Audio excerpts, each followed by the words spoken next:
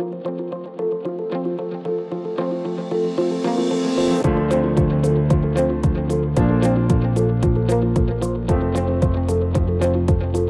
ne pouvez pas avoir une entreprise qui paye 30 d'impôts corporatifs avec des employés et qui paye beaucoup de taxes foncières, et un autre à côté qui paye 2 Tu sais, j'ai travaillé comme étudiant en Angleterre dans un McDonald's quand j'avais 16 ans. J'ai payé plus d'impôts cet été-là que Facebook a payé en Angleterre l'année passée.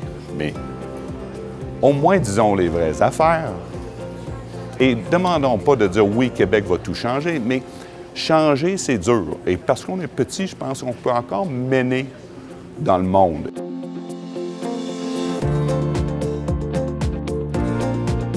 Je réalise que le Québec, on est 7 millions, mais je voudrais simplement avoir la fierté que, comme société, qu'on se met debout puis on se prononce sur des vérités. La vérité, c'est que vous ne pouvez pas avoir une entreprise qui fonctionne à 90 en Amérique du Nord et qui encaisse 99 de leurs profits à Luxembourg ou en Irlande. C'est évident, ce qui coûte cher dans une société, c'est les citoyens. Il faut éduquer les routes, la santé, tout ce qu'on attend il faut financer nos valeurs comme société.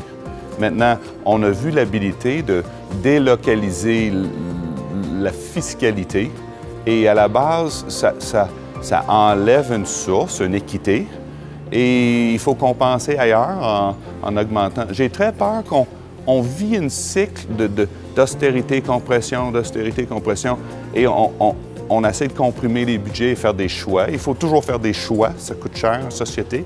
Par contre, il faut identifier quand même la cause de tout ça potentiellement. Et même, je serais juste heureux de dire, oui, il y a de l'équité. Le rôle primaire d'un gouvernement, c'est d'assurer l'équité. Et quand vous avez des situations comme on voit, que ce soit l'habilité du commerce électronique ou du commerce des entreprises virtuelles à délocaliser leurs opérations strictement pour l'avantage fiscal.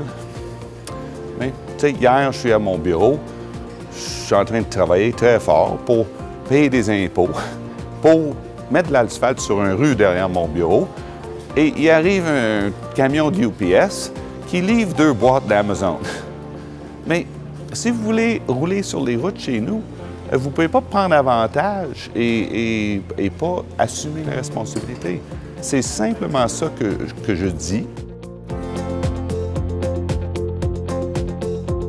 Écoutez, je dis tout ça aussi, puis je comprends que ça prend énormément de courage comme politicien pour effectuer ou au moins de militer sur la scène internationale pour les changements qui sont, d'après moi, essentiels et nécessaires.